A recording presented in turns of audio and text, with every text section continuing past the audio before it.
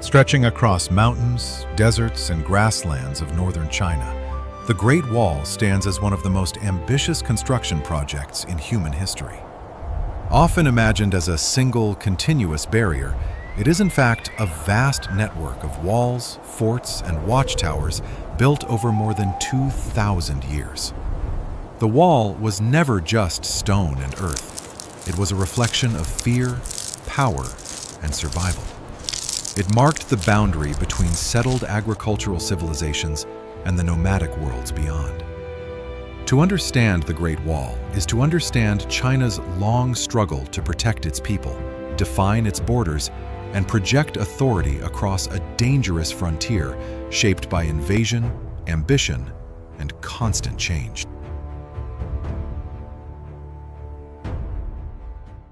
The story of the Great Wall begins not with unity, but with division.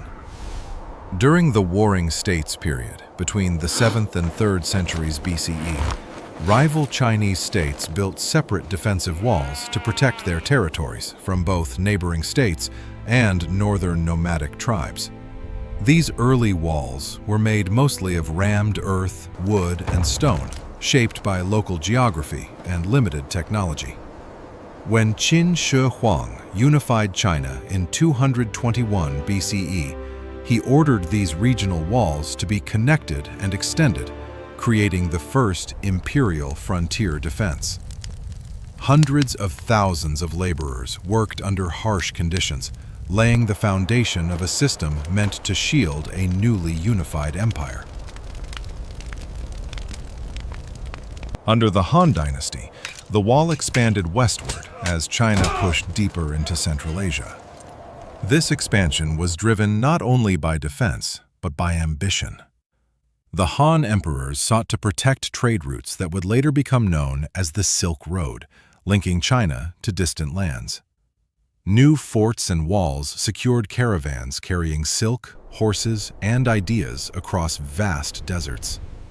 Garrisons were stationed along the frontier, turning the wall into a living military zone. During this period, the wall evolved from a simple barrier into a complex system of surveillance, communication, and control, reflecting the growing confidence and reach of Imperial China. Despite its scale, the Great Wall was never invincible.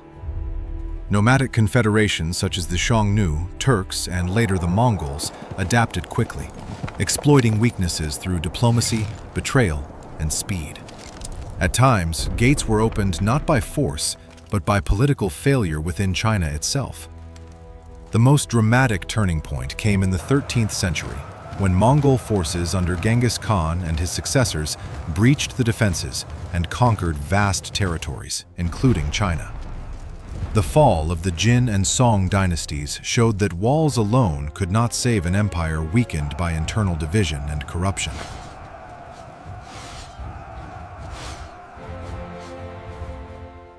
The Great Wall reached its most recognizable form during the Ming Dynasty, between the 14th and 17th centuries. Having expelled the Mongols, the Ming rulers invested heavily in rebuilding and strengthening the wall. Stone and brick replaced earlier earthworks, massive watchtowers rose along ridgelines, and signal systems using smoke and fire allowed rapid communication across hundreds of kilometers. This was the wall at its most formidable, guarding the heartland of China against renewed northern threats. It became a symbol of centralized power, discipline, and the determination to prevent history from repeating itself. As the Qing dynasty rose to power in the 17th century, the strategic importance of the Great Wall faded. The Qing rulers were themselves from the north, and they expanded the empire beyond the wall rather than hiding behind it. Maintenance declined, sections crumbled, and the wall lost its role as a frontline defense. Over time, nature reclaimed much of what human hands had built. Stones were taken for villages, earth eroded, and once busy garrisons fell silent. The wall transformed from a military structure into a relic of past struggles and shifting borders. Today, the Great Wall endures as a powerful reminder of human ambition and endurance. It represents centuries of labor, sacrifice, and statecraft, shaped by both fear of invasion and the desire for stability. While it did not always succeed in keeping enemies out, it succeeded in shaping China's identity and historical memory. The wall stands not as a single monument, but as a record of changing dynasties, technologies, and worldviews. More than stone and mortar, it is a monument to the long, complex relationship between civilization and the forces that challenge it.